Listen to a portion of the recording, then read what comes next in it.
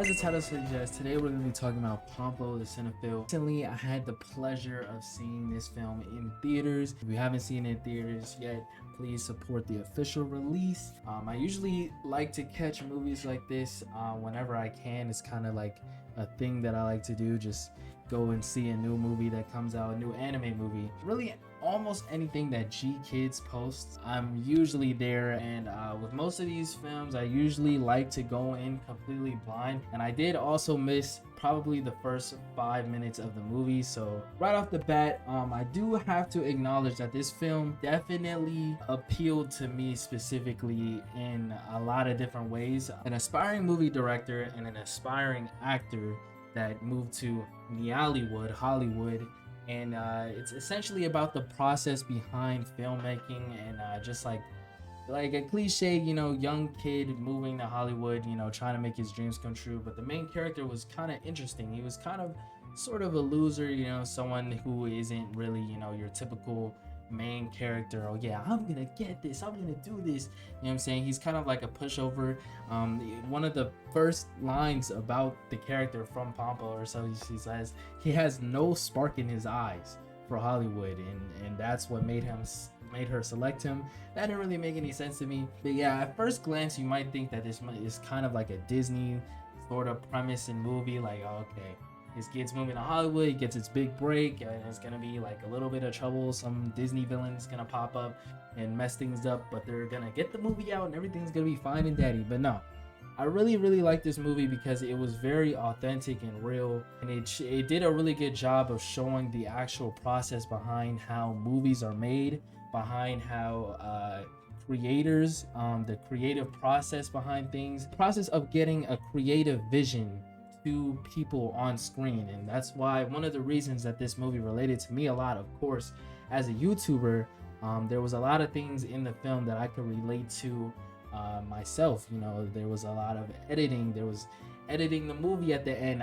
The entire ending half of the movie I related to so much, because he had to sit there and edit for days, and that's something that I've done hours of just editing, cutting, all types of stuff. Yeah, so as I said, the movie definitely pulled at my heartstrings a little bit because it had so many things that related to me. But going into just what kind of the movie itself, what it's about, I really liked all of the characters. I thought the characters were a really good.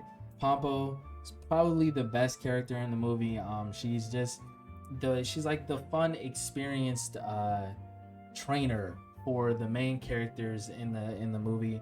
I really liked the main character himself, Gine. He was, he's kind of like sad and depressing, but like not completely. He's also very smart and bright on the inside, and that kind of just like it comes out of him in its own way. I really like the supporting cast. One of the main actors that trained main actor in the movie, and the more experienced actor that was actually cast in the film, the guy was actually really cool. And I really liked the fact that these characters felt very, very real.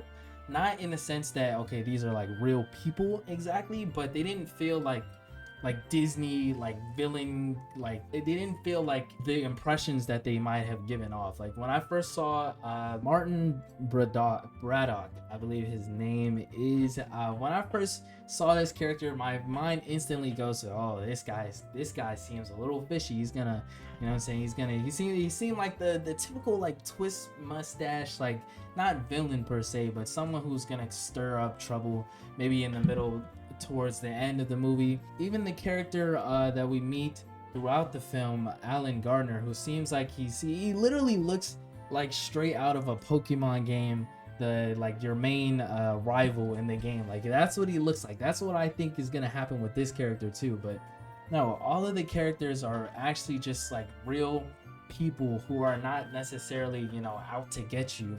They all have real motivations. There's not a lot of conflict from the characters in the movie. The conflict actually comes from the creative process and getting the movie out, but all of the characters are there to support each other.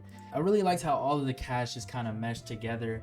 But yeah, as I said, this movie actually ended up relating to me a lot, which was surprising because, as I said earlier, I went into the film blind, as I usually do with most movies. Obviously, it's not completely accurate to the entire process of how everything gets done. You know, a lot of things were skipped, but I think the movie actually did a really good job of showing, you know, like the process behind how movies actually comes to screen. And as a YouTuber, you know, it was really interesting for me to watch and see how movies, you know, something that are huge productions in scale, you know, sometimes take millions of dollars in budgets and, you know, cast, crew, all types of things, you know, that goes into making one single movie for one single premiere, you know. And that's very different from being a YouTuber. You know, obviously there's a lot of things that I can relate to, making videos and editing them and getting them up and trying to get them to be the best that they can. But obviously I have multiple, you know, opportunities to do that. With a movie, you're working for months on end to get for one day, for one premiere, one moment. And yeah, that was just really interesting to me, and it related to me a lot. The movie is also very like inspirational. It's kind of has the cliche theme of like just keep going, just keep pushing forward, and one day, if you keep pushing, if you don't give up type, one day you'll get your big break or whatever like that. It did kind of have that cliche-ish theme, but it didn't feel too unrealistic, because they did have conflicts and they did have, you know, things that went wrong throughout the process of the movie, and all sorts of things. And they did show like the plethora of things that can go wrong and bad in the process of trying to get a movie out to people, and, you know, how much it took for them to actually get it on screen. So I think they did a good job of, you know, portraying what they wanted to the viewer without, you know, making it too unrealistic or too realistic.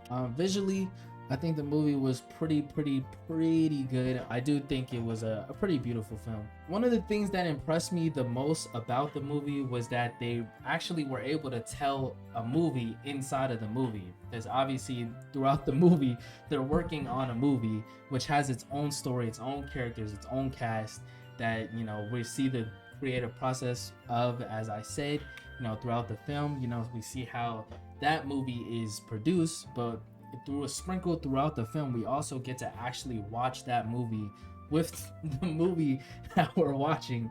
And that movie actually seemed like a pretty interesting movie. I would have liked to watch that on its own. You know, they did a really good job of, you know, creating that movie inside of this movie. I'm done. I think that's definitely one of the strongest points behind it, because, you know, throughout the film they're talking about the film that they're making, and they're, you know, praising it a lot. You know, this is my magnum opus. This is what, you know, I'm not gonna spoil, but they made a lot of claims about this movie being, you know, something that meant a lot to the characters, to the writer Pompo, and to the director Gine. And you really get the sense of feeling what it is that a director feels or a writer feels when they really do have something that's written for specific actors or specific characters, and just that feeling when everything comes together and meshes and just feels kind of perfect on screen when it's all said and done. Even just filming it, you know, getting the right locations and putting it all together in the end. So yeah, I don't really have too much to say about the film, but I definitely did enjoy it a lot.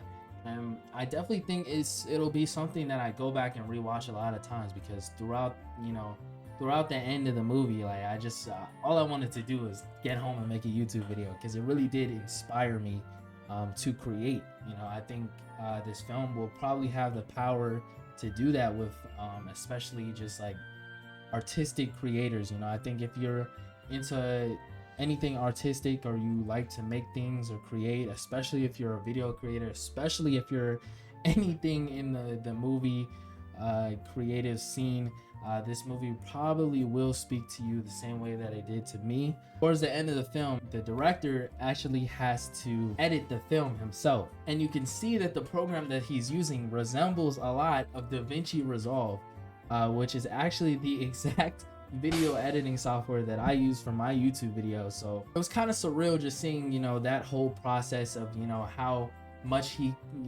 we as creators can struggle with, you know, having to cut and splice and mesh everything together into one cohesive, tight-knit video or movie. I could not even imagine it. I think he had 72 hours of film that he had to cut down and produce into an hour and 30 minutes.